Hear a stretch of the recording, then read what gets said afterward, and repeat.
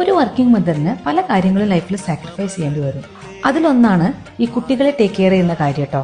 പലപ്പോഴും എനിക്ക് വിഷമം വരുന്ന ഒരു കാര്യം എന്താണെന്ന് വെച്ച് കഴിഞ്ഞാൽ, ഈവനിങ് സ്കൂൾ വിട്ട് കുട്ടികൾ വരുന്ന സമയത്ത് നമുക്ക് സ്നാക്സ് ഒക്കെ കിട്ടിയിരുന്ന പോലെ അവർക്കും എന്തെങ്കിലും സ്നാക്സ് ഒക്കെ ഉണ്ടാക്കി അവരെ സർപ്രൈസ് ചെയ്യിക്കാൻ എനിക്ക് പലപ്പോഴും പറ്റാറില്ല.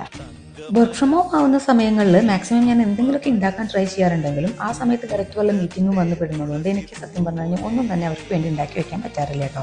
എൻ്റെ കുട്ടിക്കാലത്തൊക്കെ ഞാൻ സ്കൂളിട്ട് വരുമ്പോഴത്തേക്കും അമ്മ എന്തെങ്കിലുമൊക്കെ ഉണ്ടാക്കി വെച്ചിട്ടുണ്ടാവും കേട്ടോ. നമ്മളധികം ബേക്കറി ഒന്നും അങ്ങനെ വാങ്ങിച്ചു വെക്കാറുണ്ടാവില്ല.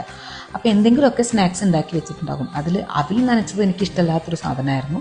ബാക്കിയെല്ലാം എനിക്ക് ഇഷ്ടമാണ് കേട്ടോ. ഇവിടെയും ഞാൻ ബേക്കറികൾ അധികം വാങ്ങിക്കാറില്ല.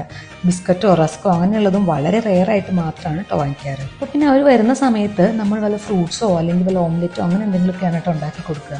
സമ്മർ ഷട്ട് ഡൗൺ ആയതുകൊണ്ട് ഈ ഒരാഴ്ച എനിക്ക് ലീവാണ്. അപ്പോൾ കുട്ടികൾ വരുന്ന സമയത്ത് അവർക്ക് എന്തെങ്കിലും ഉണ്ടാക്കി വെക്കാന്ന് വെച്ചാൽ ഇന്ന് നമ്മൾ റാഗിയുടെ അടയാണ് കേട്ടോ ഉണ്ടാക്കുന്നത്. താനും ആദ്യം എത്തിയതുകൊണ്ട് അവളും കൂടി എൻ്റെ കൂടെ അട ഉണ്ടാക്കാനായിട്ട്. ഇവിടെ എല്ലാവർക്കും അടകൾ ഇഷ്ടമാണ് കേട്ടോ. സാധാരണ ആവിയിൽ പുഴുങ്ങുന്ന അടയാണ് ഞാൻ ഉണ്ടാക്കാറ്.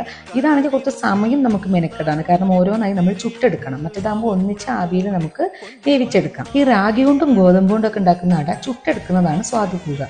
അപ്പം അതിങ്ങനെ ചുട്ടെടുക്കുമ്പോഴത്തേക്കും അതിനകത്തെ ഫില്ലിങ്ങിൽ നിന്ന് ആ തേങ്ങയും ശർക്കരയൊക്കെ കൂടെ ഇങ്ങനെ കിനിഞ്ഞിറങ്ങി വരും, തേന് പോലെ. അത് നല്ല സ്വാദാണ് കേട്ടോ. നമ്മളറിഞ്ഞ പല രുചികളും നമ്മുടെ കുട്ടികളും അത് ആസ്വദിച്ച് കഴിക്കുന്നത് കാണുമ്പോൾ തന്നെ മനസ്സിനൊരു സന്തോഷമാണ് അല്ലേ.